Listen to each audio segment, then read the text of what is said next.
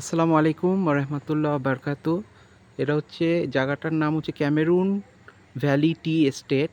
এটা হচ্ছে Cameron Highlands, মালয়েশিয়ার।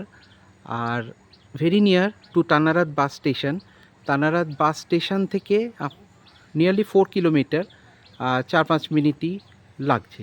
খুব সুন্দর অপরূপ দৃশ্য, চারিদিকে টি গার্ডেন আছে। আর যে জায়গাটা থেকে ভিডিওটা তোলা হচ্ছে, নিচ থেকে অনেকটা হেঁটে এসেছি।